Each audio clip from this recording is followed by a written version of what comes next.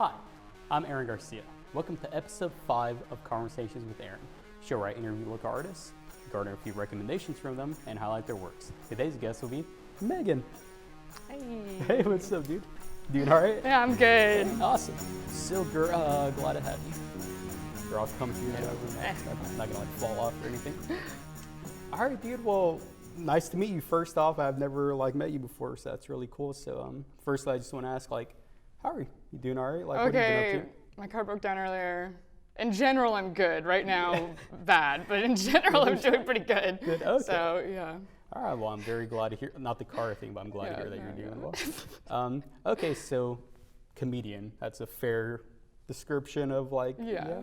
So, what all does that entail for you? Is that are you a stand-up comedian? Do you just make funny videos? Are you a comedic personality? How do you define as it pertains to you? Well, I guess it started as just doing Twitter jokes, I guess. So I guess I'm like a Twitter internet comedian, which derogatory, but whatever. Yeah, I started doing stand-up 2 years ago, right before COVID started.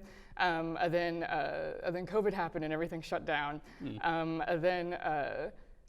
Yeah, so I didn't do stand-up for 2 full years. And then I just got back into doing stand-up a couple of months ago, so I'm just doing a bunch of open mics and stuff so I can try to be funny again. But yeah, I mostly just do Twitter and TikTok, and I write short stories and scripts and stuff, so yeah. That's amazing. That's really, I always told myself I'd try to be a stand-up comedian, but I never had the courage to do that. So where did that kind of come and start for you, not only liking comedy, but saying hey, I kind of want to actually try to do it, when did that start and how did that happen? Well, I was an ugly child. Oh. So I was just oh, well, I can't be pretty, so I gotta be funny, or I gotta be something else, because this isn't gonna work. And so I just started doing comedy, or I was just, I guess, always kind of funny. I guess I was probably more weird than I was always funny. And then, so yeah, I just, I wrote a bunch. It worked, or it's so weird talking about being funny, because that's the most subjective thing in the world. But it worked. I just wrote a bunch, or I've always my passion has always been writing, and I think I do best doing scripted comedy, or writing scripted comedy and stuff like that. And so yeah, it just started from there. I was oh, I enjoy writing, I enjoy making people laugh. Nice, I love that. And I want to ask, let's speak some positivity into this. What were some moments that did you have any moments when you're attempting your comedy that garnered huge laughs that kind of gave you confidence to continue pursuing it? Can you recall any moments that sort of helped shape or define or just really give you confidence to keep doing what you're doing? I guess let me think. Black and white flashbacks. I feel I'm in a job interview right now. It's the time, sorry. I guess, I don't know, because the thing is I've never needed validation from other people. It just has always felt nice when I can make other people laugh. So I don't know, I guess a moment that I realized I was funny is there was this slam poetry contest at my high school, which I hate that I'm even referencing high school right now, but there was a slam poetry contest, and I entered it, and I did a parody of a slam poem, not the 21 Jump Street thing, but or 22 Jump Street, yeah. But I did my own thing or whatever, and I ended up winning the whole thing, and I was nice. I could just be subversive, and it's funny. So yeah, I don't know, I guess I just for big moments, I don't know. I guess I don't know. I feel my life's just made up of a bunch of little moments. No. I guess I don't know. Hey, no, it's all good. But congrats on winning that thing. That's pretty. No, cool. That was from high school. Don't congratulate me on that. I'm embarrassed to have brought that up. But no, you're good. So, who or what are some comedic inspirations that you have? If you have any that maybe people either you look up to or you just enjoy their work and whatnot. And are there any? So I really I was raised watching 1940s screwball comedies. We'd go to the library and we'd get them. I love just old screwball comedies. I love the fast talking and the wordplay and stuff. And so Bringing Up Baby is one of my favorite movies ever, and I just watched that a million times as a kid. So I guess I'm totally blanking on who directed that, but it's like one of my favorite movies ever. And like I've watched like all of like those like 1940s things and stuff, or movies and stuff, and I guess that's been like a big inspiration. As far as like writing goes, my biggest inspiration is probably like, I don't know. I love Elaine May. Elaine May is my favorite director and writer. Do you know who Elaine May is? Yeah. Mike Nichols. I love Elaine May and Mike Nichols so much. She's written a bunch of plays and stuff, and I love theater and stuff like that. So yeah, she's probably like my main like inspiration, I guess, just because her writing is just phenomenal, and like her directing and her acting is like amazing. So like she's like the it girly. Like she's like 90, but like for me she's like the it girly for me. Yeah. That's who like I wish I like could be in like a perfect world. So. Yeah, nice. I love it. I always like there's this podcast I listen to. There's this hilarious story they talk about, or it's about Elaine May and Mike Nichols. So Mike Nichols directs like The Graduate, and Who's Afraid of Virginia Woolf. So he's like on top of the world. He's like really famous, but then he makes Day of the Dolphin, and that's like a bomb or whatever. When he could have made The Exorcist, which ends up being a huge hit. And so he's like really distraught over that. He calls up Elaine May. He's like, "Yo, Elaine, like, oh my, I'm so depressed. I could be so rich right now because I passed up The Exorcist to do Day of the Dolphin. It bombed. I could, Exorcist is making all this money. I could be rich right now." And Elaine May's like, "Oh, honey, it's okay. If you would have made The Exorcist, it wouldn't have made any money." And he's like, "Oh, okay." She's probably right. It's hilarious, but no, I love her so much. I love their like dynamic too, because they were never in a relationship. They were just like, really? Yes, they were just like best friends. They were just like comedy best friends, and I just I wish I had that, or like that's like my goal right now, is to get somebody that I can like bounce off of really well. Nice. But yeah, no, I love them. Yeah, and speaking about her a little more, her filmography, I was recently trying to watch The Heartbreak Kid. The Heartbreak Kid is only on YouTube in like 180p. But it's so worth weird. It. I think, no, it's so worth it. I still watched it because her daughter is like the main actress in it. Yeah. And she is so funny because she cast her daughter as the most annoying, obnoxious woman in the world, and it is like the funniest choice ever. And Charles Grodin is in it. He's the main guy. He's so good. Have you seen Clifford? Yeah, with Martin Short. Yes, like, that is the best movie in the world, honestly. My brother and I would always laugh at a scene where he's like, "Can't you just be normal?" Be a human boy. No, that is the funniest scene ever. But I love. Heartbreak Kid is great. She was the first woman to write, direct, and star in her own like movie. The one with Walter Matthau? Yeah, Walter Matthau. It's A New Leaf. That's also like a screwball comedy. I just love screwball comedies. Yeah. But, I think she got put in director prison by the studios for making Ishtar. Which is kind of, that kind of, it makes me think of another topic that I have like kind of issues with. It's that like, one, I hate that a lot of people associate her with that, like when she's done like so much, and it's like, oh, and then she has like one bomb, and then like you said, director's prison. It's like there's so many other people like make horrible stuff. Only women get put in director's prison. Yeah, that's kind of what I was getting to. Absolutely. Only women get in trouble for making flops. Because men can just make the worst garbage for years on years, and it's just like, oh, whatever. You can have like $40 million every. By the way, have you actually seen Ishtar? I have seen Ishtar. Is it that bad? Or okay. Is it... Yes, but I think the studio messed with it a lot. Okay, like the first 30 minutes is literally like the funniest thing ever. Like,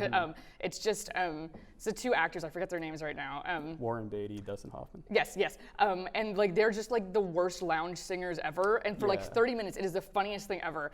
Then they go to Ishtar and it sucks because it just turns into like a weird, it wants to be an action movie, but like I think the editing of it is really awful too, so I don't think it's her fault that it was bad. Supposed to be like 2.5 hours, and they cut it down to like And I think a lot of like the plot probably got cut out. It makes no sense, but like the beginning of it is literally like one of the funniest things ever. So I love her a lot. Megan's recommendation, Ishtar. Yeah, that'd be awesome. Okay, great. Well, Elaine May is awesome. I need to get more into her work because I got really into Mike Nichols, and that's how I discovered her. And I looked at some of their stand-up, I guess that's what you'd call it, or just just like their skits that they used to do. Yeah, pretty funny stuff. But nice. Okay, now I want to ask you about like your comedy. How do you how do you like know what works and what doesn't? Is it just a matter of like, well, I guess you're a stand-up comedian, so I guess if you say a joke and it bombs, you're like, well, that doesn't work, but. Yeah, so for like internet comedy is kind of different for like what works and what doesn't. Because I would argue that stand-up is like easier for getting, well, you get direct feedback. Like if it sucks, it sucks.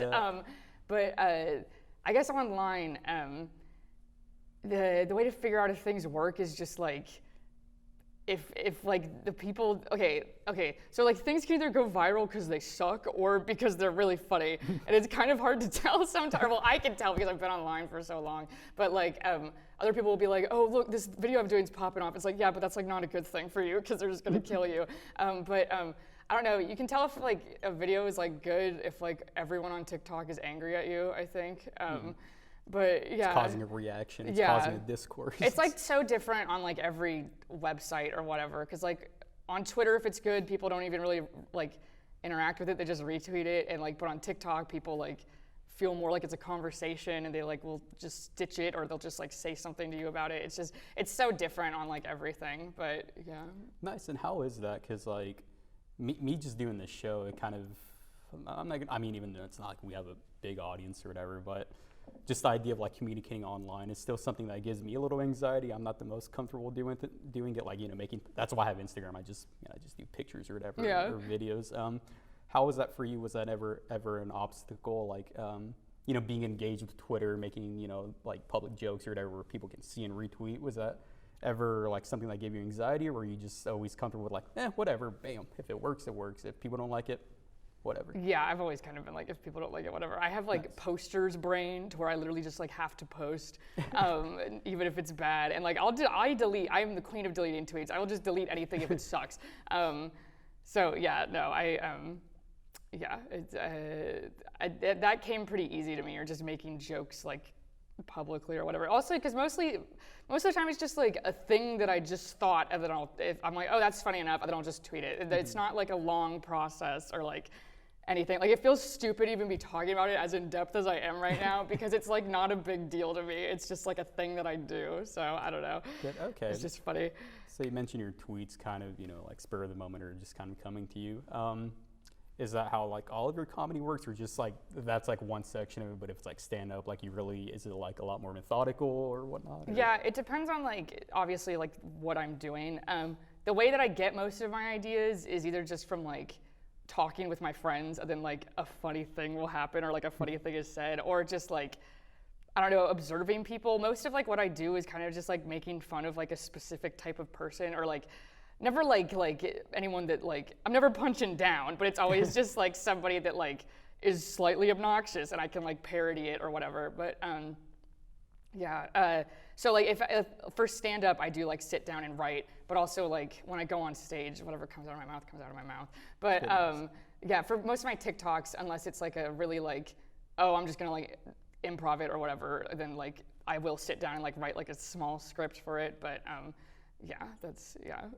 Okay, nice. And tell me about your stand-up career, because I really do think that's like fascinating, because again, like that's something I wanted to try, but then I realized I only have one joke, and it's awful. Well, I mean, it's amazing, but it's awful because it's only one joke or whatever. And I mean, just tell me about your experiences with it. Like, career is a strong word. I'm still really getting started. That's why there's like no clips of me or anything, because I'm still working on it and no, stuff. It's all good. What was the question? I don't know. No, just like your stand-up, like how's it been? You know, what would have been like the size of your audiences? Well, I've just been doing like open mics and stuff, so it's not really been like people are there to see me or anything. So they give you like 5 to 10 minutes or something like that. Yeah, it depends on what mic you're going to. Normally you get like 3 minutes if they like don't know who you are. Then you get like 5 minutes if they like you or whatever. Or then there's one in Denton that you get 10 minutes and people just go up there and just say anything. It's really funny, but yeah, no, I just I'm not as I'm still working on the stand-up thing. No, it's all good. No, I totally dig it. Okay, well, so you're a writer, you write short stories and whatnot, all like comedy. I mean, I never want to assume like a comedian is just all about comedy. Do do drama? Do you do horror? Like, Well, do you... yeah, I don't do drama. I think I think all art has like dramatic elements in it, obviously, or like because it's not just like something is like straight funny. Something is funny because of the dramatic tension like in it. So like, but I'm not writing like a girl goes home after her mom dies and she's sad. Like I'm not writing any, you know what I mean? You know what I mean? Yeah. So it's mostly just like absurdist stuff most of the time. My favorite short story that I've written that like I'm still editing right now before I'm probably gonna like just send it out to try to get published. But it's like this girl who's like obviously just trying to like clout chase, or she's like climbing the social ladder. So she's like cucking her boyfriend with this stand-up comedian guy. And then he ends up like wanting her to act like Marge Simpson while they have sex. And so it's just like. What I write about is mostly like the female experience, but like comedically, I guess, and just like crazy men and like women that are like kind of conniving and like kind of evil a little bit, but like in the end, even though they're like evil and conniving, they're not the ones that are evil because like society is never like on their side, basically. Mm-hmm. So like it's, I think like. I mostly write about like, which is embarrassing to say that like if you boil it down, I'm writing about feminism a lot, but like because like just because you're writing about women doesn't mean you write about feminism. But yeah, I write about the female experience and how absurd it is mostly, I guess, if I were to say something like that. Hey, well, I really dig that because something I'm a filmmaker and something I noticed it's like you see now you see a lot of women filmmakers, but they're sort of underneath like a male-dominated like studio and whatnot, so you're getting like female stories, I guess, but they're still sort of going through like a male sort of thing. So it's good that you're doing that, and I mean I think that's hilarious. Marge Simpson, like if the voice is like coming out, that'd be hilarious. Would that be like a short film or just solely like a short story? Like a short. I have it written as like a short story, and I really like it as a short story. It could be a short film, but like the tension and like the suspense that like I think is built up through like this character's like internal like monologue and like the things that she's like slowly realizing like throughout the scenario. I think I work best in like fiction, but like I enjoy writing scripts and stuff too. So I think it could easily be a short film and stuff. But yeah. Okay, Kirby, now I really dig that. And But film is more, to go back to that, film is like a much more collaborative medium, and like I can just sit down and like write a story and not have to deal with anybody else. And it's not that I like don't like playing with like a team or whatever, but it's so much easier that like I just have like, it's like my thing like 100% all the way through, and I don't have to rely on other people to like do the lighting, do the cinematography, because like, I don't know, like if your sound is in like a short film, that's like, there's so many more issues to film something small versus to just write a short story, and they're like totally different. But yeah. Man, he just triggered me talking about bad audio. My movies, it's like, but I shot in widescreen though, so whatever. Well, cool. Care to talk about like your film experience at all? Like is it worth going into at all? Like, well, I know it's like probably a very small, like some maybe even irrelevant, but I'm a filmmaker, so I dig that stuff. Like, yeah, I've my ex-boyfriend and I made a little short called Roller Girl like last year, which is just a silly little thing. Or because we were just talking, and I was just like, wouldn't it be so scary if like you were learning how to roller skate and some guy walked up to you and he was like, oh, are you any good at that? And you were like, oh no, I'm just learning. And he was like, okay, good. And then he just grabbed you. Mm-hmm. I was like, that'd be horrifying. Or just like to like be literally on roller skates and you can't run away from somebody is like so just like scary. And he was like, oh, that's great. We just need to like make a short of that. So then we like wrote up like a little 3-page script and then literally shot it the next week and raised the budget of $5 million. Yeah, $5 billion. Roller Girl opening weekend, $1 trillion. But no, so that was just a fun little thing. I think acting is fun. I don't think I'm good at it, or I don't think I'm like particularly good at it. I think well, I'm not like I'm not good at being a serious actor. I can do like comedy stuff, I think, because I think a lot of like comedians are really good actors because they're just doing a bit. Like, cause like Adam Sandler is really good in like Punch Drunk Love and in like Uncut Gems, cause he's just like, he's a comedian and he's just really committed to a character. Like it's like, as long as you like can commit to like a character or a bit that you're doing, then I think you can be a good actor. Yeah. So I think I'm better at like bit stuff like that. Nice, But and I yeah, do think there's a veracity to that. Like I'm reminded of like Zach Galifianakis, which maybe I pronounced that correctly, but he was in that movie Birdman, which yeah, famous for like having these really long takes. And apparently everybody messed up a lot, but he was the one who like rarely made a mistake because he's a comedian. yeah, He's used to being on stage and whatnot and working in a live environment. So I like to think Michael Keaton, Ed Norton, these established actors are struggling, and Zach is just in the back like amateurs. yeah, whatever. Yeah. I want to ask like something I thought about, funny enough, while being at a Mitski concert, because Mitski, who I love, I've mentioned her many times on this show. During her performance, she stopped and was like, "Okay, y'all, I'm stepping out of character, and I just want to talk to y'all." And that sort of got me thinking about like comedians and bands and just sort of people who perform in front of others. The idea that you're a character, you're not Yeah. necessarily yourself. Like, do you find truth in that, or like? Yeah. And does that make sense? What I'm asking? No, that does make sense. I've like actually struggled with that a lot, or because like online I'm Megan Bitchell. Like everywhere I'm Megan Bitchell. Do you know what my real last name is? Yeah, you gotta bleep that. You gotta bleep that though. Oh my bad. I'm sorry. joking, I won't it's bleep so that. obvious. But no, but like and I meet people in real life, or just because like I don't know, local celebrity or whatever, and I meet people and they're just like, oh, Megan Bitchell, and they already have like so many like preconceived notions of like who I am. It makes dating really hard. I can't use dating apps because people are like. They like already are familiar with like a character or like basically like a caricature of who I am. Because like while like my Twitter persona and like my online persona is like a character, it's not like it's that far off from me. It's just like a more exaggerated and like more like I don't know. It's like it's still me, but it's like you cranked up. Yes, like it's to cranked 11. up and it's like. It's not like I don't talk like how I tweet. It's like it's so I just people I'll meet people and like they already are in love with me or they already like know a bunch of things about me and it's just like this is really it feels like I'm at an unfair like playing grounds. It's like I don't know you and you know everything about me, so it's just really weird. I've gotten like over it a little more.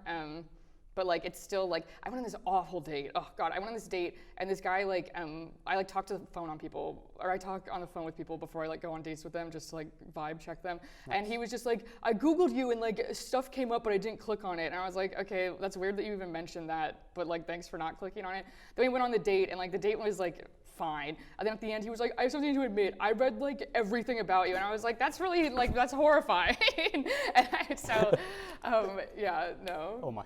Yeah, bad vibes. But yeah, so it's just like, I feel like I'm always at a disadvantage, I guess, like dating wise, and like, I don't know, but. Yeah, well, I really sympathize with you on that. I mean, that is kind of crazy. Like, not a phobia I have, but just something I think is really strange, or like Wikipedia articles when you're reading stuff about actors, and I think, because I'm putting it onto the universe, I'm being one of the greatest filmmakers of all time, one of the greatest musicians, one of the greatest humanitarians or whatever. I'm going to be pretty chill. And just thinking about that sometime, like things that I'm going through right now, if I'm like depressed or whatever, or, just, bouts of sadness, and the idea that one day it'll be a Wikipedia article and then people will know everything about me.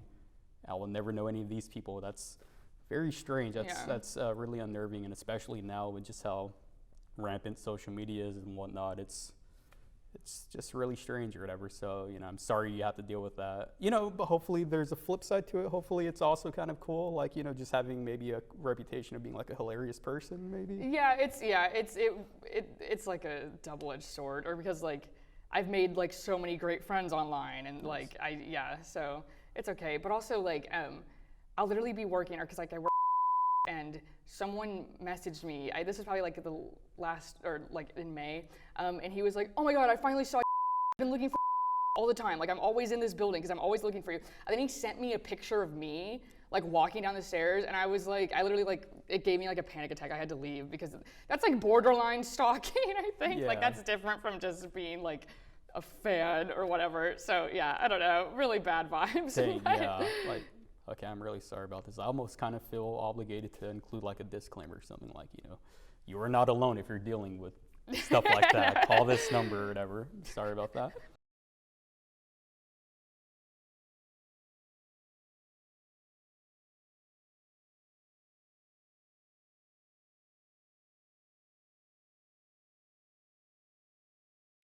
But So going for like like your reputation, or not reputation, but just like your social media following and whatnot.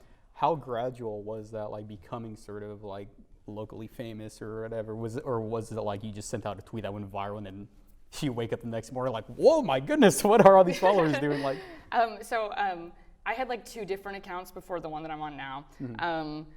So like freshman year, I was in like a group of friends that were all on Twitter, and we all had like 1,000 followers. We're like, oh my god, we're all famous or whatever, just because like we had a bunch of friends with people. And I made a different account, like same thing or whatever. And then like this is my 3rd account, and it was kind of a gradual thing because it was just like local people, and then like I just am good at making friends online, I guess. So then it was like, so I had like 1,000 followers, and then I will never forget this night. I was working super late at my job, and I was living in Arlington at the time because it was over the summer. So it would have been like an hour drive back, and then I had to go to work at like 7 a.m. the next day. So it was like midnight, and I would have had to go home. So I'd get home at 1 a.m. Then I'd have to wake up at 5 a.m. So I was like, I should just sleep in my office. So I slept in my office, and then I wake up, or like I barely sleep. I wake up and like Epstein just died. And like I was like, I've always been like very plugged into like. The story took a turn. Now I'm like so invested. Yeah, and I would always been like super plugged into all that stuff or whatever. And so my coworkers started like trickling in, and I was like, Epstein died. I didn't sleep all night. I've just like been in here or whatever. And they were like, what are you talking about? And so I drew this like insane like conspiracy board of like connecting like all of these different things. Yeah, it was it was literally like a string board. And then I took a picture in front of it and I posted it, and it went like viral on Reddit, which is the worst place to go viral. And I got like 5,000 followers from that. I've always been pretty political, so like all of my like followers, it was like I'd make political content. And then it was like the Democratic primaries or whatever for the I guess the 2020 election, yeah. And I made this video making fun of Elizabeth Warren supporters, and that got like 1 million views, and I got like bullied by Barstool for it or whatever. Barstool Sports? Barstool Sports, yeah, or like the news Barstool. I got bullied for it. And in an ironic twist, they posted one of my thirst traps like a couple of months ago. I was like, well, so you guys got to pick a side. But and so then I got like 10,000 followers from that, and then COVID happened, and then everybody was like super online, and I was just posting like crazy, and I got like, and then now we're here. Now we're at like 80,000 or something. But like, yeah, it just that sounded like such a decline. Like now we're here. Now well, yeah, you know what I mean. Or just you know, it's just like that was never like the focus, or it was always just like I'm just a girl having fun online. So it didn't really, And that is crazy getting, I guess notoriety. I never know how to use like infamous notoriety, blah blah blah. Well, infamous is negative, so. Yeah. Is notoriety? Can that like be? Notoriety feels derogatory? No. Because I'm definitely what I'm trying to say. What I was just trying to like get at was like the Elizabeth Warren thing, or just political content in general. Like if it goes viral, then going back to people seeing that and they assume they know everything about you. They're like, oh yeah, Megan's on our side. It's like, oh, hold on now, partner. Like I don't even know you, and I guess it's just whatever. You go online, but that Barstool Sports thing is kind of hilarious. I'm aware of them. I'm not the biggest fan of. No, I'm beefing with Dave Portnoy. Dave Portnoy? Yeah, if Dave Portnoy sees this. The guy who one bite and he eats the whole pizza? That's not one bite. No, I'll fight Dave Portnoy if I see him on the street. But that'd be hilarious. Okay, great. Well, just sort of the last question. What's in store for you? Like, near future, far future? I know like the short story you're working on, but what are some goals or things you have going on? My goal is to move to New York in like next January. That's like that's the goal that I'm working towards like right now, or like the most like physical goal. I'm just gonna keep doing stand-up. I'm just gonna keep writing. I mean, like what I'm doing right now is working so far, so I guess I'm just gonna keep doing that. Yeah, I don't know. I'm just chilling. Hey, honestly, at the end of the day, I'm just chilling. But and you're doing great. It looks like take advice from me or whatever. 26-year-old. I didn't start feeling comfortable with my life or the direction my life was taking up until like I came to UNT last fall. So you're doing all right, dude. And well, thank you so much, Megan. It's been a pleasure like getting to know you like literally because I've never met you before. This is really cool. I feel a lot closer to you. I know the audience does, and I think now we're going to recommend some stuff to the audience. Oh, Are boy. you ready for that? Yes. All right, cool. Let's get out our amazing pieces of paper. Let's all upside down. Bam! Okay, cool. So yeah, so it's pretty simple. It'll be 1, 1, 2, 2, 3, 3, 4, 4, 5, 5, 6, 6, and so forth. Ready? Yeah. Cool. Alrighty. Hello, audience of Conversations with Aaron. Megan and I are now going to recommend some stuff to y'all. Today I have 1 film and 5 songs, and oh, you're good. It's all good. Just ignore that. We'll edit that out. Yeah. So the first thing I want to recommend is Top Gun Maverick. Absolutely breathtaking film. I truly think it's without a doubt like a landmark film. What like Fury Road was, like Mad Max Fury Road was in 2015 when that came out, where everybody just kind of came out knowing that they saw one of the greatest movies ever, subjectively, of course. I have no doubt like Top Gun Maverick is going to be regarded in the same vein. And, you know, the Top Gun series, you know, had kind of has a special place in my heart. It's always been one of my dad's favorite movies. And fun fact, it's the first DVD I ever remember seeing because, you know, I was born in '95, so we had a bunch of VHS tapes. Then when I was like 5 or 6, we got a DVD player, and Top Gun was like the first movie they got along with Jurassic Park. And I may have seen it as a little kid, but the first time I remember seeing it was when they re-released it in 3D. My brother got it for me on Blu-ray because, you know, I'm kind of a film buff. And my friend and I watched it together, you know, kind of prepared to make fun of it, but we came away from it thinking, it was like, yo, that was like amazing. That was like so great. You know, there were some cheesy parts, but we really kind of fell in love with it. So, you know, so fast forward to like the, you know, 2019 when the sequel was originally supposed to come out. I was pretty hyped about it.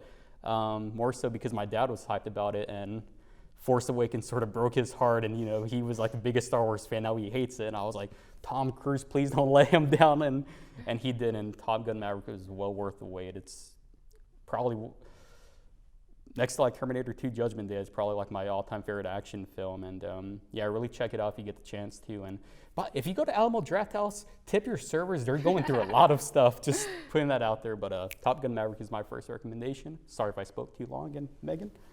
My first recommendation isn't really, it's more of like a thing to do. It's wearing one perfume your entire life to haunt men. Is that what the perfume's called? Yeah, no. It's, you know, it's like a thing that you can do.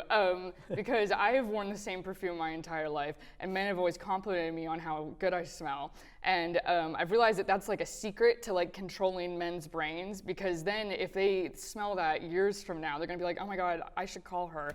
And it's just, you know, it's just kind of fun. So that's my first recommendation. Nice, I really dig that, dude. Thank you so much for that.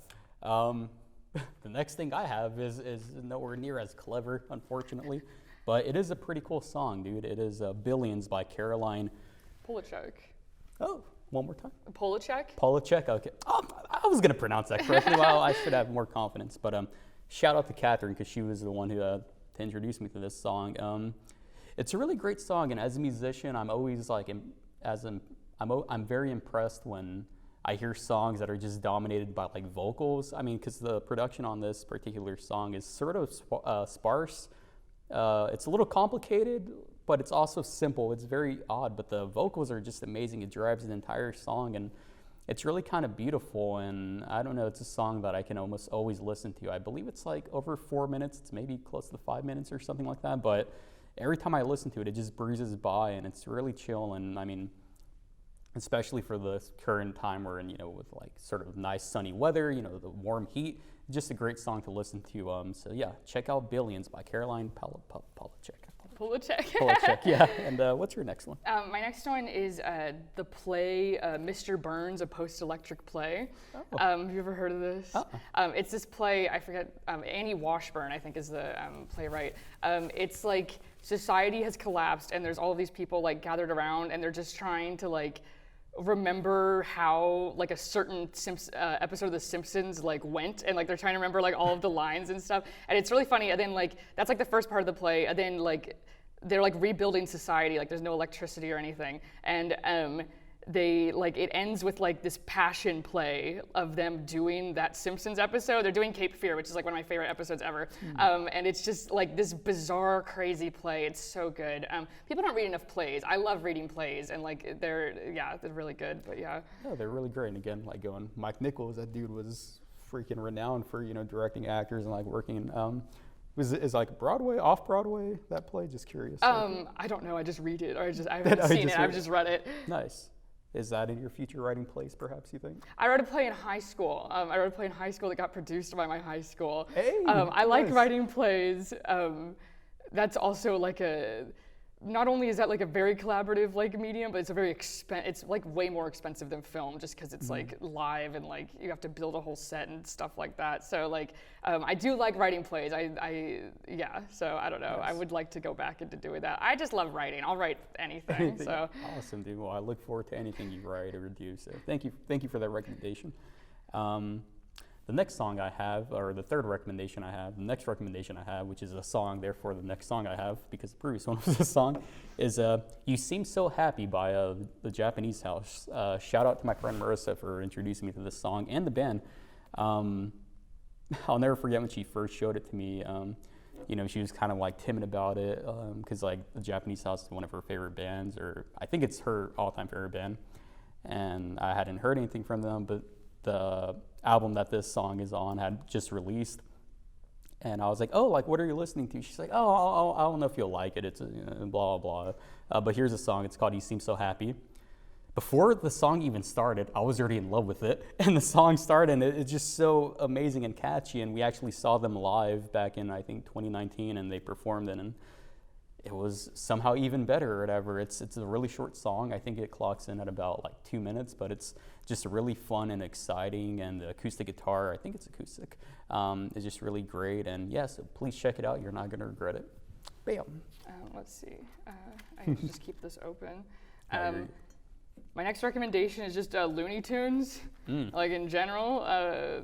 Some good stuff there. Heck yeah, dude. I love like slapstick comedy.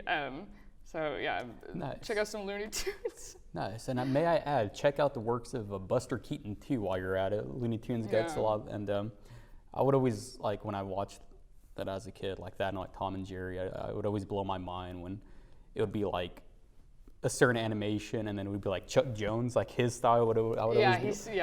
Like I love them both equally, but as a kid, like for some reason the Chuck Jones animation always sort of like threw me off or whatever. But yeah, great stuff. I love Looney Tunes, and as a filmmaker, or I think all filmmakers can really learn from looking at stuff like that, because it really explores with like Looney Tunes especially or whatever. It really explores like that cartoon like medium that only cartoons can do, and it's amazing. And that's why like Brad Bird is one of my favorite film directors.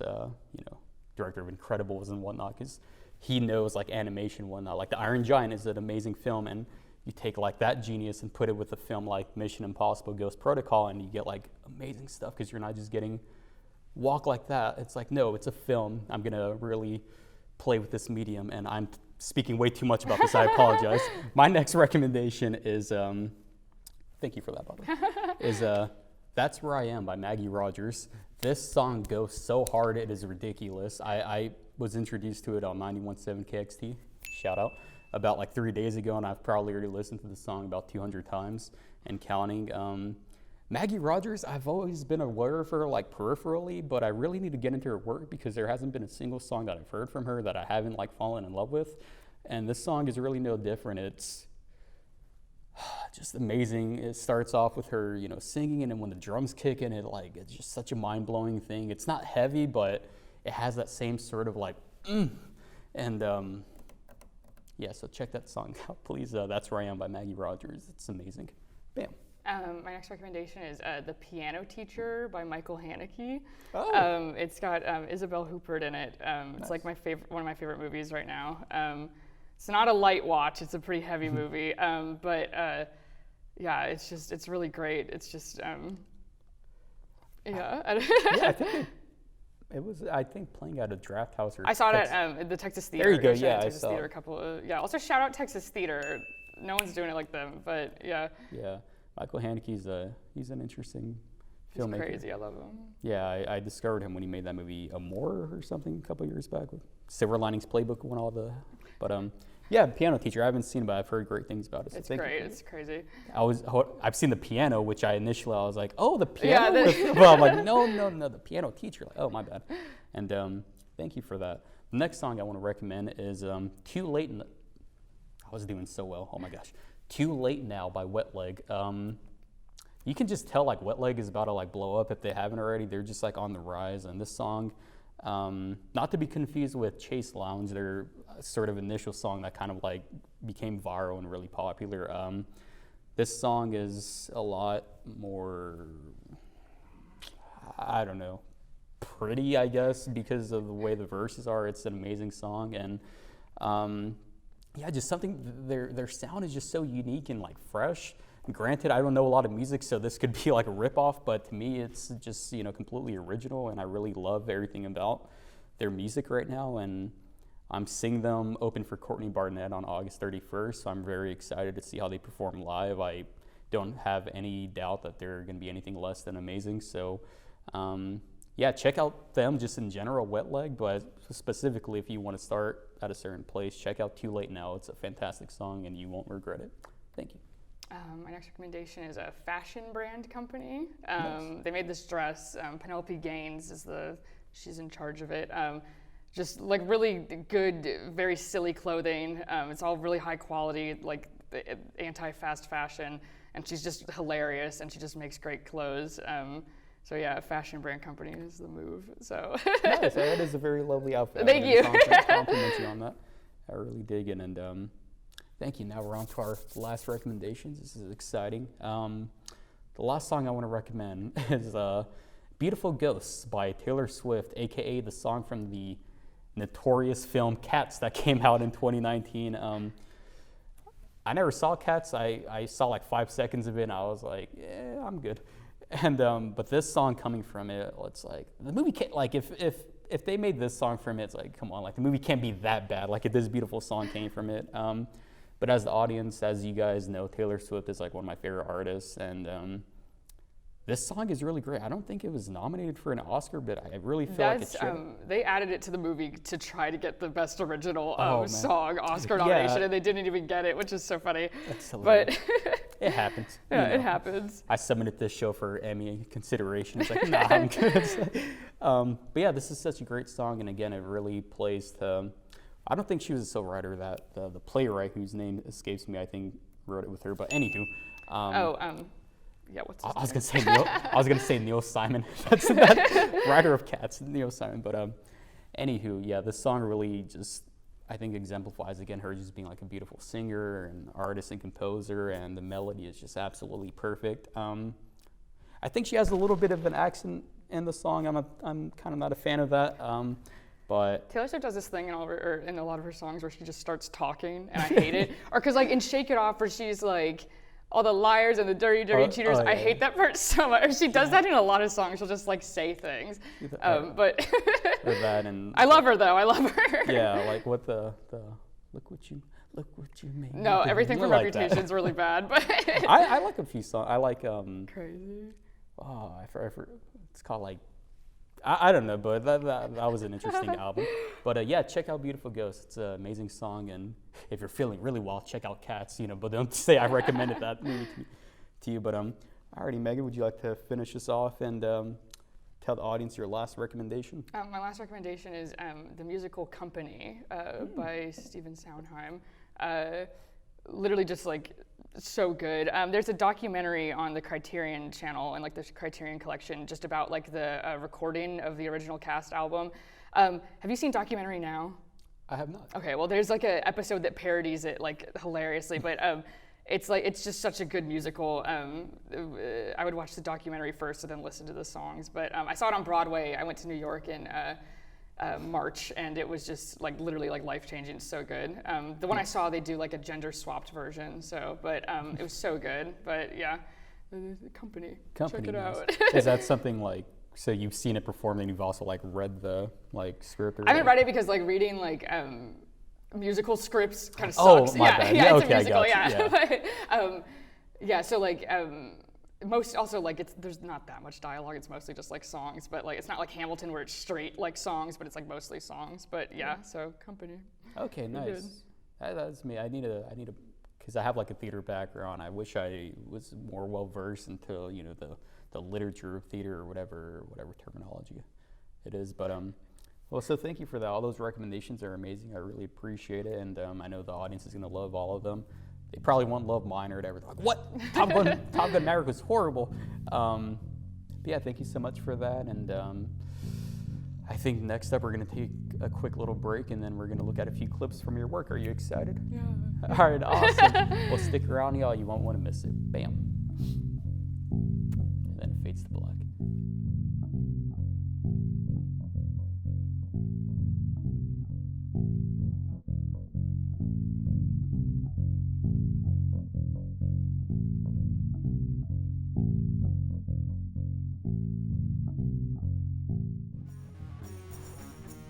And we're back. Cool. Thank you, Megan, for sticking around. I really appreciate it. All right, so we're going to watch some clips of your work. Do you want to tell us a little bit about what we're going to watch? Well, I was going to like show off some of my writing, but this is a visual medium, and I didn't think that would be as much fun. I don't know. These are just like two of like my more recent, like some of my more favorite TikToks that I've made or whatever. So. Okay, cool. Yeah. All right, well, here are some of Megan's TikToks. Let's go and check these out right quick. Okay, y'all, we're gonna be playing a really funny game. You might have heard of it before. It's kind of crazy. So the girls are gonna put an Oreo on their forehead, and they're gonna try to get the Oreo into their mouth without using their hands, okay? And the boys are gonna be helping, and they're gonna come up to the girl's face, and they're gonna lick a path of saliva with their tongues to the girl's mouth to try to help the Oreo, like, get there. Okay, and then girls, once you get that Oreo in your mouth, do not eat it. Hold it in your teeth, and the guys are gonna come over, and they're gonna take the Oreo out of your mouth with their teeth, and they're gonna chew the Oreo up like a bunch, but don't swallow it, okay? And then they're gonna spit the Oreo back into the girl's mouth like a baby bird, okay? And that represents Jesus's love for. Oh, that's hilarious. Yeah. All right, cool. Then we'll watch the next one. So, well, first I'll kind of explain TikTok to me because I've never used it. I mean, I was kind of familiar with Vine, but is it like a prompter you're reading off, or is that just like I just off had the top that of off your my head, yeah. Damn, nice, yeah, well, dude. That's thank impressive. You. TikTok is a children's dancing app, mostly. But but I still like. I'm joking, but I use that or like to just post like skits and stuff like that. Yeah, that's that one like did pretty okay, I think. And then like people were like just commenting like other like psychotic things that they did at like youth group events and stuff. You reach the people or whatever. That's yeah, awesome. but yeah, and so that was fun, just like reading everybody else's like things that I didn't even think existed. But what did you ask? TikTok? Oh, you're good. No, I was just asking, but just because I'm like curious because I've never like used it before. Yeah, it rots your brain because you get like a dopamine hit from like every time you like. It's literally gambling because like you'll just scroll for forever and then like a decent video show up and you'll be like, oh, that's cool, and then you just keep scrolling and then like it's so much garbage. It's awful. Nice. And you mentioned like that video that it did okay. If I may ask, what's indicative of a video doing okay? Like, have you gotten like so popular that like you can kind of like you have like an average amount of views that you usually hit? Did okay. That one got like 11 and it got 1.5 million views. So like, so I guess I say did okay, kind of like that's do a little hair thing like. Yeah, no, it did okay, but it did okay, but like on so. I'm sorry, you're gonna just have to. You're okay. I'm gonna ask about TikTok. So is it similar? Is it like they just sort of like it? Are there like retweets, or is it just like they watch it and that counts as a view and then they like it? Kind of like Instagram. Yeah, Instagram video I'm aware of. Yeah. So it like kind of.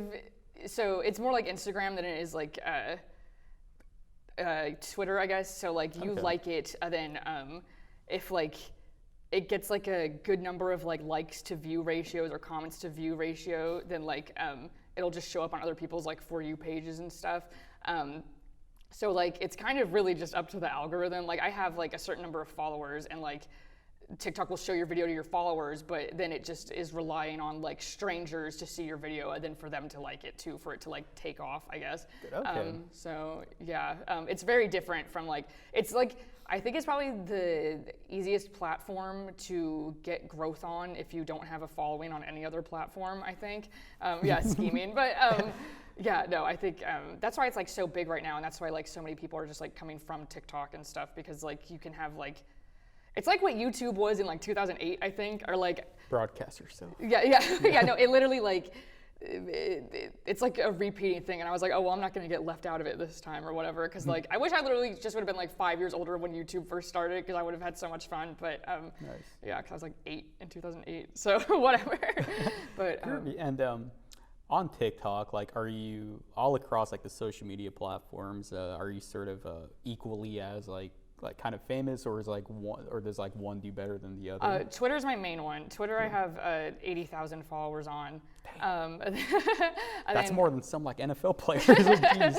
And then TikTok, I have like I think 40,000 on, which like is like, I think my threshold for TikTok famous is like 100,000 followers, I think. So yeah, so my main one is Twitter. Then on Instagram, I have like 13,000 or something.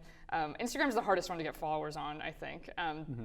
But yeah, so the Twitter's my main one. Okay, great. And then also I like make a TikTok to post to Twitter, so it just like feeds the other one. Nice. So yeah. I really dig that, and it seems to be working quite well. So awesome job.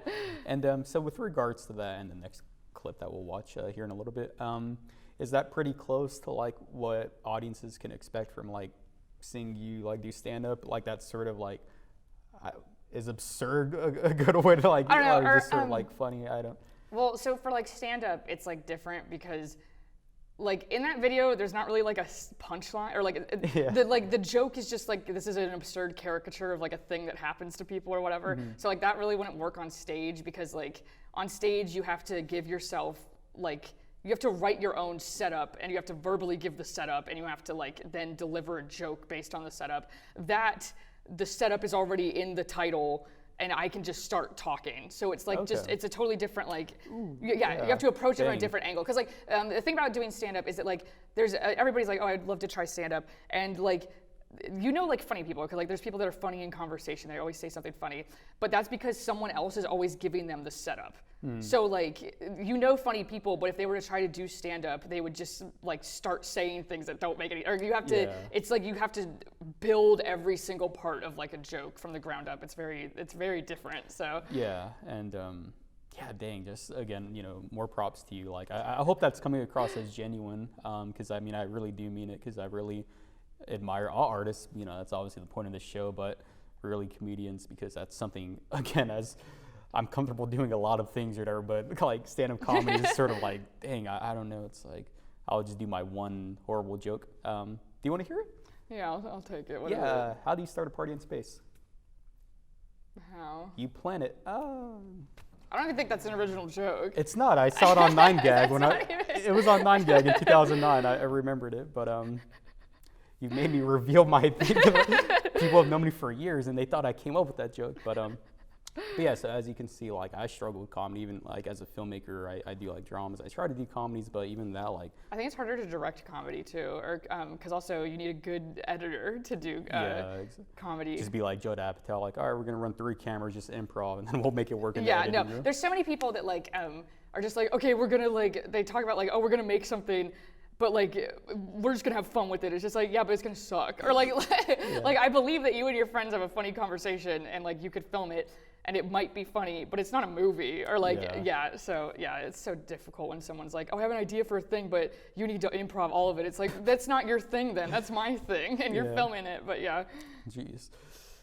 Well, all right, well, thank you for that. And again, just kind of, again, breaking down TikTok for me and whatnot, because I didn't think about that or whatever. Yeah, the idea that the punchline is already there and you can talk like that's fascinating to me or whatever. And you know, I do have like admiration for it. Like, I know TikTok stars or like Vine stars or whatever, there can be sort of like, that can kind of seem like degrading, but it's like, influencer is like an insult. I think, I totally agree with you. Yeah. Like I've, you know, as someone, you know, who was of age, you know, like I was like 10 when YouTube came out in 2005, right?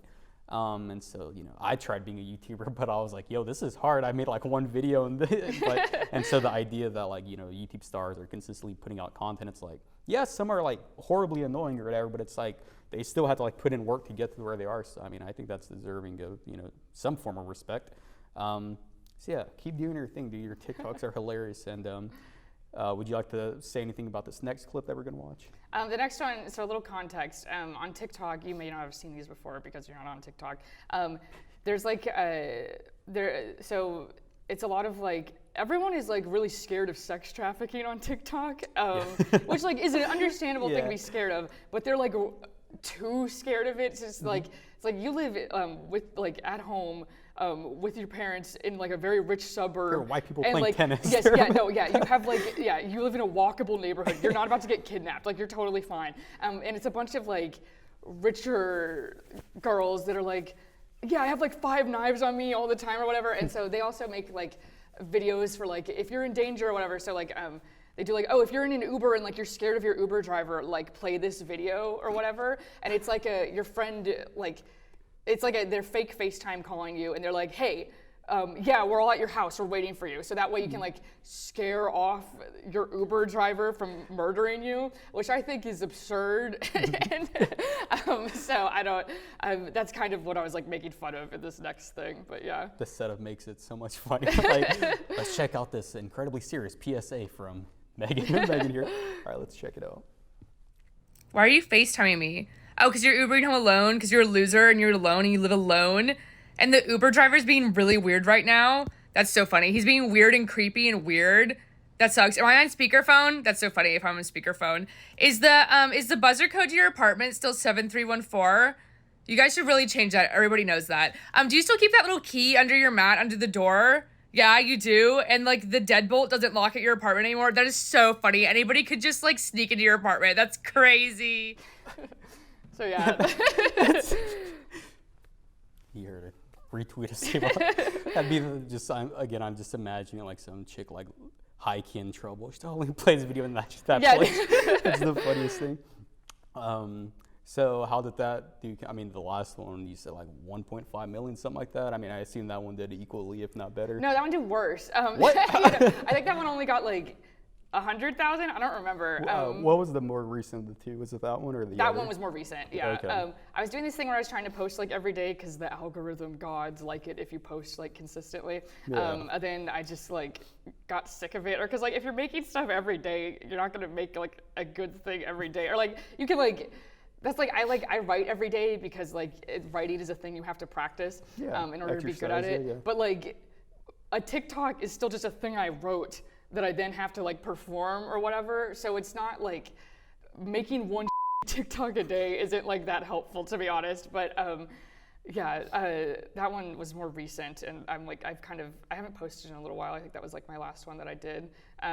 Okay, and I'm surprised I didn't ask this sooner, especially with like the last one. Well, first off, was that similar to the last one in that it was off the top of your head, or were you like reading off of something for that particular one?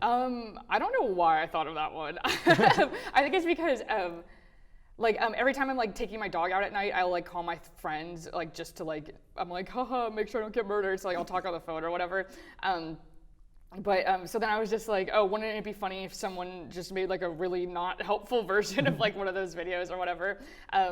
The youth pastor one, my friends were like just talking about, because I never went to youth group or anything. Mm-hmm. And so actually one time I got tricked. My friend was like, do you want to go to a dodgeball tournament? And I was like, yes, I would love to go to a dodgeball tournament. And they played I went and they played dodgeball for 10 minutes, and then it was Bible study. And I felt so shanghaied. I was so upset. Then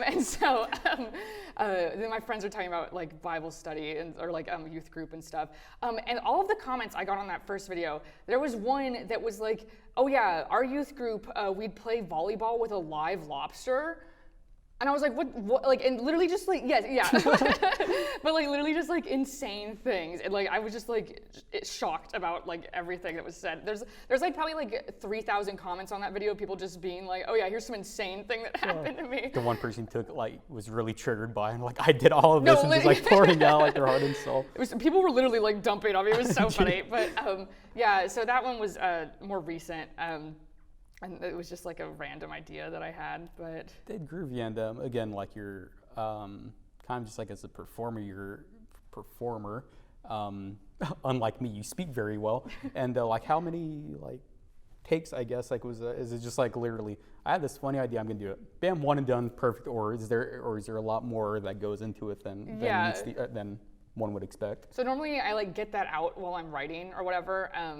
That Uber one I didn't write. I literally just did it in one take, or because I was just like, I just had the idea in my head or whatever. And like also I'll like start like a TikTok and I don't even know like what the punchline's gonna be yet, and then I'll just like keep going, and then it'll figure it out.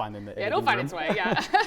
But yeah. So like a couple of them take like one, or well, if I do it in one take, I'm happy. But then I'm still just like, I think I could probably do this better, so I'll do it in like 2 or 3. But yeah, the youth pastor one, I like wrote a couple of different versions, and then I also have to. What sucks about TikTok is that like it is mostly targeted for like people under 18, or like, which is weird. Really? Yeah, or like that's like the biggest like part of their like user base is so. Okay, the way that the rules are written on TikTok is that it's for like under 18 and stuff, so that way they don't have to like police everything all the time. So if you have like swear words, or if you have like any like more sexual or adult content or whatever, you automatically, the algorithm's like not gonna pick it up. And so I also include captions in all of my videos, so that way like I watch videos on silent all the time, like when I'm just scrolling through stuff because I don't want to click on it. And so like I think that's helpful for people to like still watch it and not like fully engage with it. I think like I do that, and like if I decide to actually listen to it, then I'll turn the volume on. So I just hope people do the same thing for me. But so I'll start a joke, and then I'm like, oh, this is too adult. I need to like work it down to like being kid friendly or whatever, so that way the app won't get mad at me, which is so stupid to be like. So scary. Yeah. But yeah. Man, that's really just, again, that's again, like I've said on this show, it's like I'm a filmmaker, so like because I'm kind of dumb, I don't know a lot about a lot of different things. So I try to always like, you know, take what a guest is talking about and like see it through, like I try to make it make sense through like, you know, filmmaking terms or whatever. Yeah. So this is the idea that like, you know, like a ratings board, a rating, like, you know, censorship thing, like, oh, we need to maximize our box office profit, so we need to get a PG-13 not an R rating.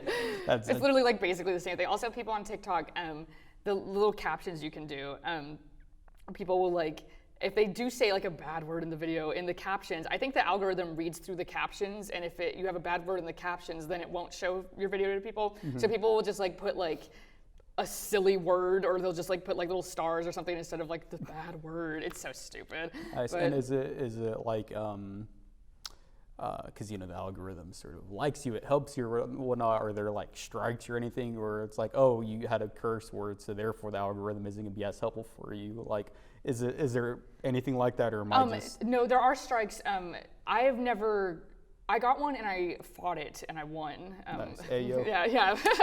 But it was like some random thing too. I think it was like because I had a comment that was like vulgar or something. But yeah, because people will get in trouble for like partial nudity or nudity, and so like it really there's a line you have to toe sometimes. And so also TikTok doesn't put ugly people on the For You page. That explains my TikTok. They don't put ugly people on the For You page allegedly because they're trying to like circumvent bullying. So there's an algorithm that is deciding if you're ugly or not, which is messed up, but I think that's very silly. But yeah, a lot of just algorithms. Sorry, I thought that was hilarious. We're gonna stop bullying, so we're just gonna take away all the ugly people, so they don't get mission accomplished. Wipe my hands clean of that.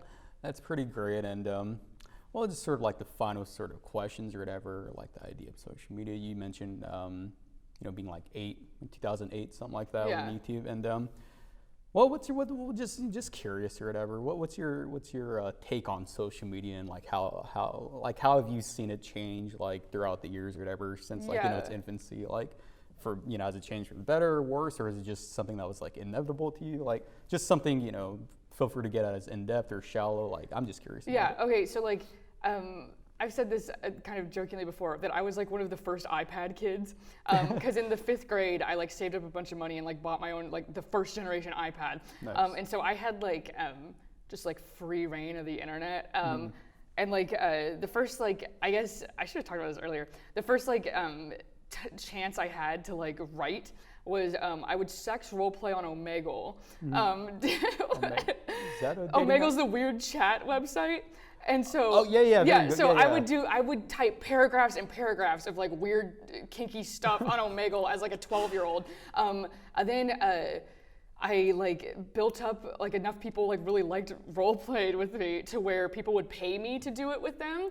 And so, which is just really weird. So that's the first time I ever got paid for writing. Probably the last time, but so I like Interview for New York Times. Any paid writing gigs? Yeah. So the internet has like always been like a big part of my life. Unfortunately, Like kind of like a tool for you. yeah, yes, it's like shaped a lot of like my life and stuff. Because I was like on Tumblr in like 2012, which is like I was in the trenches basically. Yeah, I had a super Hulock Tumblr account, so like literally the trenches. But I think I think social media is such like a double-edged sword because like people are more able to like directly threaten politicians with like murder than ever before, which I think is good. I think all politicians should live in fear all the time, but also like. It's bad for your brain. So that's like the flip side. Is that I think social media specifically, not just the internet. I think social media is like good for like connecting with people, however superficial that like connection is.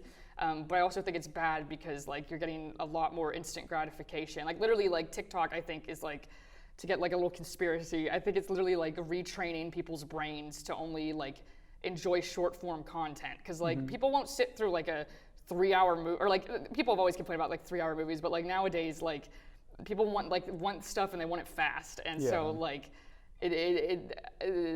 social media has definitely like rewired like how brains and like how entertainment is like expected. People expect to get their entertainment. Yeah, so I completely agree with that, and I mean I think that's literally something I completely agree with because again as a filmmaker.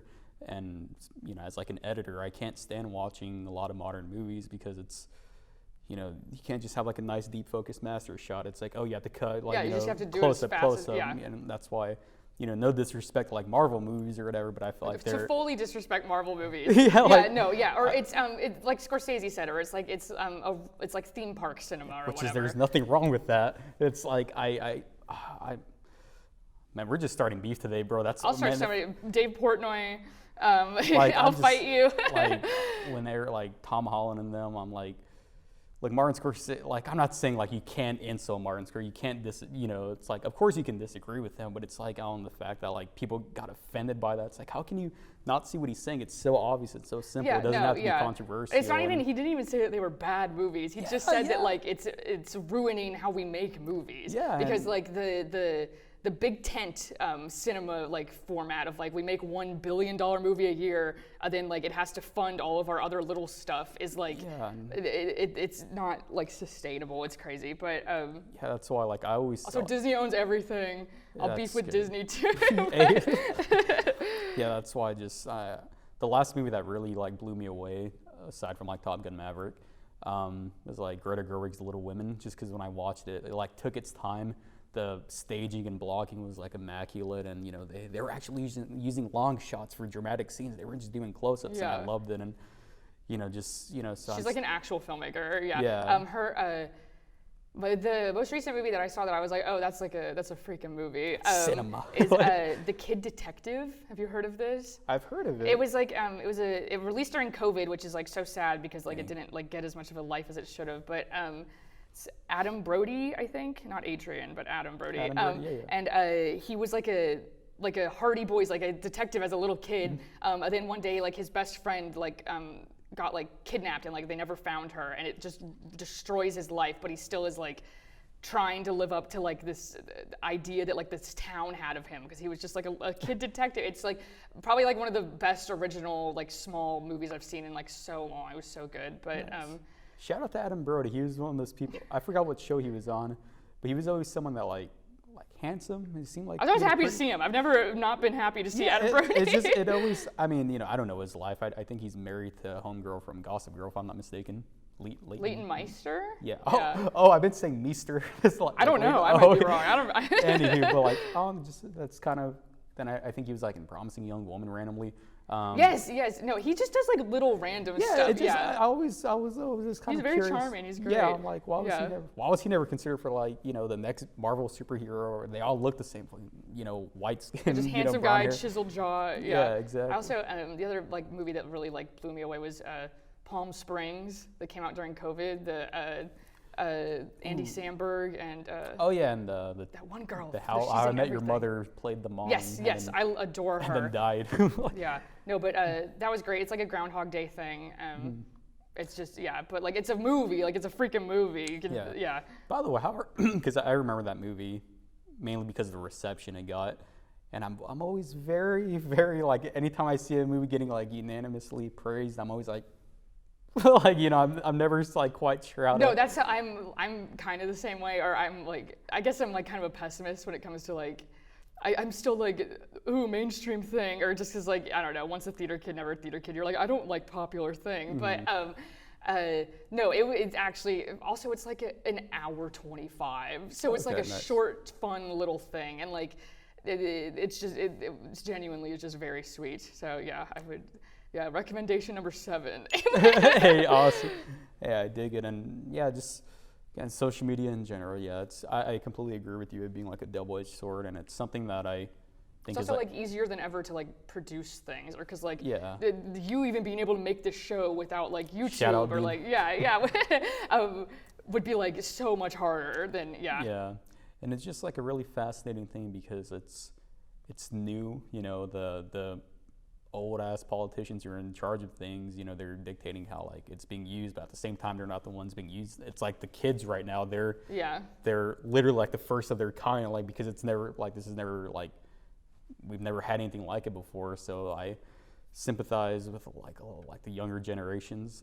Hell, your generation. I'm like I don't know how much older. My distinction for Gen Z millennial is like I think 25 right now like is the age. So I guess like 95. No. I'm 90, 26, so I guess 96. 97? Yeah, 97, yeah. But like you can be 25 or older and like I could still see you as like Gen Z if you were like at least slightly online, I think. But like if you like are 25 and you don't have like a Twitter or like anything, then I think you're definitely more like millennial aligned. So yeah, that's just my take on that. I got you. But yeah, so it's fascinating, but regardless of it being, you know, good or bad, you know, I truly wish you the most like success on it. I mean, you're clearly very talented. You're hilarious and whatnot. And, you know, it seems like you have you know, I know like at the start of the episode, you're like, oh, I'm still learning or whatever. So, you know, you didn't like the idea that like, I'm speaking to you like an established star or whatever, but still, I mean, you're very knowledgeable and whatnot. And I wish you all the best or whatever. And you clearly have like, you know, like a path it seems or whatever. So just keep doing on what you're doing, dude. It's clearly working. You're only going to get better, and can't wait to see more of your stuff. Thank you. Yeah, and thank you so much for being a guest today. I think that's going to wrap it up. Any closing statements to the audience at home? No. I can't think of anything. It's all good. That's something I introduced last episode. Follow me on Twitter. It's Megan Bitchell. TikTok, it's Meg Itchell, because they wouldn't let me put the word Bitchell. And then on Instagram, it's also, I think, Megan.Bitchell. So, yeah. I agree. Well, follow her, folks. It's going to be absolutely amazing. And I think that'll conclude today's episode. Thank you so much. And thank you, Megan. And we'll see you next time. You're perfect, dude. That was great.